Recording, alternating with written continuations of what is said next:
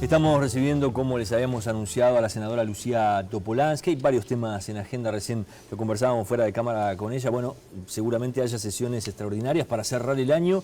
Me decía que hay algunos temas que quedan todavía allí a terminar. Siempre nos pasa, como buenos uruguayos, se te acumula nada más el año de presupuesto. La dificultad que hay en el Senado es que mientras se discute la ley de presupuesto, se suspenden las comisiones, porque los senadores estamos en varias comisiones, entonces no puede funcionar todo junto. Entonces quedan algunas leyes con media sanción, algunas cosas que resolver. Se va a hacer el 21, el lunes 21, el 15 se cierra la legislatura, el lunes 21 hay una sesión extraordinaria de mañana y en la tarde hay una asamblea general por dos temas que eran importantes y nos fueron quedando, que es un homenaje a García Costa y la rendición de cuentas, diríamos, de la institución de derechos humanos. Después, las cosas que quedan irán para la comisión permanente que queda ya durante el verano. No, la comisión permanente no puede votar leyes, pero quedarán para marzo, digo. Así que más o menos con eso vamos a cerrar el año. Y el 11 de febrero, por ahí, va a ser la comisión investigadora, porque el 18 cierra y hay que dejar un tiempo para hacer los informes. Claro, hablamos de la comisión investigadora que está analizando la gestión de ANCAP, no solo durante los gobiernos del Frente Amplio, sino que vienen desde lo que fue el gobierno de Jorge Valle. Le iba a consultar sobre lo que fue ese presupuesto que usted mencionaba recién. ¿Cree usted que se cerró finalmente una etapa allí que fue de un sacudón fuerte para el gobierno, sobre todo lo que pasó con los sindicatos de la educación? Yo creo que el presupuesto fue bueno, dentro de las posibilidades que tiene el país y la coyuntura. Es decir, trajo una novedad que no es un presupuesto a 5 años, el programa es a 5 años, pero las partidas son a 2. Así que en el 2017 estaremos discutiendo otro presupuesto y ahí con el panorama, si se clarifica el panorama mundial, que no sé, estará más. Hay muchos países que lo hacen así, el presupuesto, una novedad para nosotros. Y bueno, a la enseñanza fue la que se le dio más plata. Ya venía así en la propuesta del Ejecutivo y nosotros le aumentamos. Eso tiene que ver con lo que conversamos en la campaña electoral. A los sindicatos, algunos por ejemplo de docentes de secundaria o de la UTU, ¿no les parece suficiente con respecto a lo que están pidiendo ellos, que son unos 30.000 pesos de base? Incluso, no firmarían el convenio, ¿no? Bueno, yo quisiera que todos los docentes y los empleados públicos y los trabajadores en general de este país ganaran mucho más de lo que ganan, pero está lo que se desea y después está lo que se puede. Cuando empezaron los gobiernos de Frente Amplio, el salario docente era una miniatura y tuvimos que ir subiendo una escalera muy larga, pero además se hizo muchísima inversión. Escuelas nuevas, una cantidad de refacciones, no está escrito. Entonces, esos son miles y miles de pesos, y bueno, se hizo hasta donde se pudo. Nosotros sí, los docentes no aceptan, en primaria sí aceptó, pero si no aceptan, de todos modos esos dineros quedan en el ámbito de la enseñanza y van para otros programas o otras partes de la enseñanza. Hay que tener presente esto. El maestro, el docente, se jubila bastante antes de los 70 años, que es la norma de jubilatoria de todos los funcionarios públicos.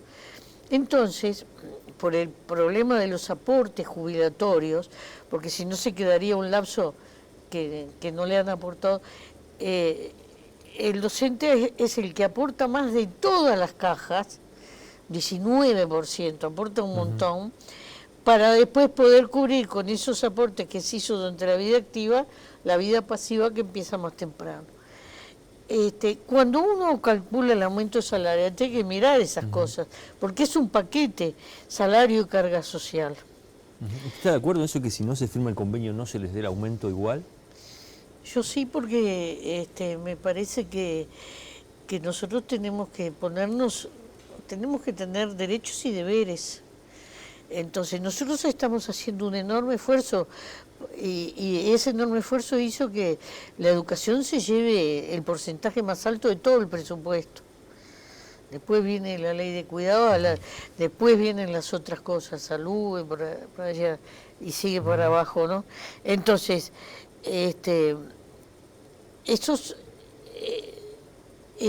después se precisa la contraparte, es decir, ¿se puede aceptar o no? Se puede aceptar y decir como los maestros que es poco, pero se acepta. Ahora, para que el dinero no se pierda de la educación, porque nosotros nos interesa priorizar la educación, ese dinero en vez de ir al salario va a algunos otros programas. ¿Deja un frente abierto eso para conflictos sindicales?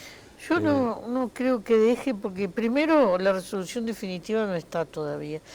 Va a haber una asamblea. Ellos y una asamblea no es tan sencillo tomar esa decisión. Primera cosa. Y bueno, y según lo que se tome de decisión será el panorama, pero los conflictos son multicausales, tienen muchas razones. Obviamente que el salario es muy importante y el dinero en la educación es muy importante, aunque no es todo. Es imprescindible, pero no resuelve todo, diríamos.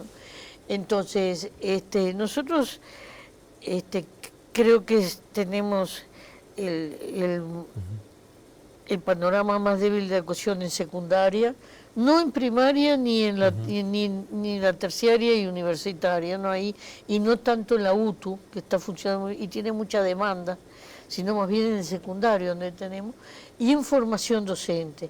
Nosotros hubiéramos querido en el periodo pasado, pero no, se precisa mayoría especial y no tuvimos los votos, así como fundamos la Universidad Tecnológica, que está dando un enorme resultado, así como pusimos bastante plata y se descentralizó la UDELAR y la UTU, y entonces hoy hay alumnos con oferta en el interior que no tienen que venir a Montevideo. Es más, hay carreras que solo son en el interior y la flecha ahora es doble flecha.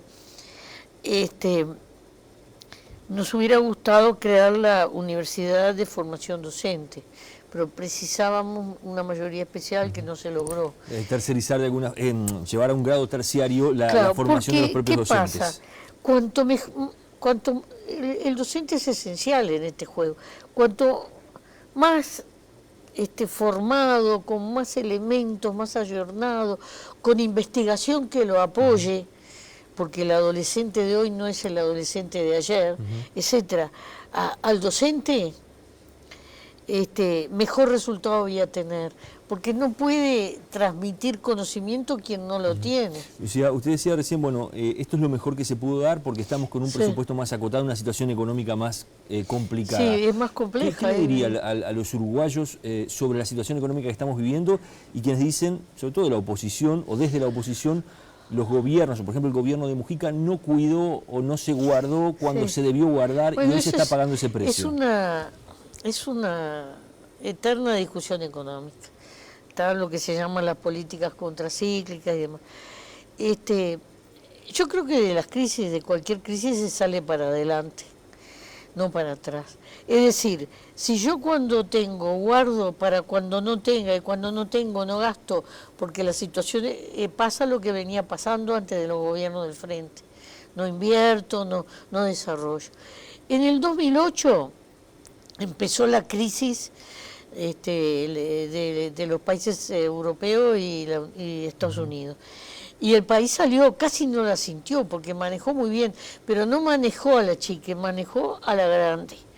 Y bueno, y yo creo que eso fue lo que sucedió durante el periodo de Mujica. Yo estoy totalmente de acuerdo con lo que se hizo, soy responsable y fui parte de eso. y me parece que eso le da un potencial al país. Y mire, le voy a decir una cosa que es absolutamente objetiva. En estos días se hizo la cumbre del clima en París. Uruguay quedó destacado en esa cumbre como uno de los países que mejor está gestionando el tema de la crisis climática. Es más, se lo invitó a conducir lo que se llama el 4x1000, que es el manejo de suelos y rotación de cultivos, que Uruguay es el único en el mundo que tiene una ley que se monitorea por satélite y que le piden a Uruguay que ayude a los otros países a entrar en ese camino. Esa fue la política del gobierno de Mujica, gracias a esa política de desarrollo de energías renovables. Son políticas que vinieron con lo pongo en plural, el gobierno del Frente Amplio, porque algunas cosas se hicieron en el primer periodo, otras en el segundo y otras se empiezan a hacer ahora. Fíjese, yo le voy a enumerar así rápidamente. El manejo de suelo, después todo el manejo de pasturas, porque eso retiene carbono. La forestación que viene desde el gobierno de la calle, ¿no? Pero nosotros votamos esa ley. La masa forestal para la absorción de las emisiones de las vacas. Después, la desulfurizadora que sacó del aire toneladas. Estaban yendo 18 camiones a Isusa de azufre sacado de la planta, si no nos lo respirábamos y íbamos a tener que importar gasolina porque con esa gasolina los autos modernos no marchan. Junto con la desulfurizadora se aprovechó y se hizo todos los vertidos de la bahía de Montevideo. Después, la Intendencia de Montevideo, que poco se dijo, tiene un premio por el manejo de la disposición final de residuos sólidos. Todo el cambio de la matriz energética que introdujo las energías renovables, los molinos fundamentalmente, en el 2016 el per cápita de energía eólica vamos a ser el primer país de Sudamérica. Es decir, nunca se había invertido tanto en medio ambiente. Ahora esas políticas no son gratis. Ahora seguramente nosotros pesquemos algún peso del fondo que lograron negociar allí en París. Yo hoy veía la alegría que tenía Ramón Méndez, nuestra delegación orgullosa de los dos ministros de Vivienda, el de Ganadería y Ramón Méndez, los que pusieron la calidad del país en la escena mundial. Entonces, pero todas esas cosas tienen costos que después, bueno, salen del presupuesto. Por eso es que nosotros a la hora de repartir tenemos que mirar todo. Le pido un minutito, hacemos una pausa, después nos metemos en temas más áridos, temas de la política de estas horas y cómo está la interna del Frente Amplio. ¿Cómo no? Hacemos la pausa y ya seguimos.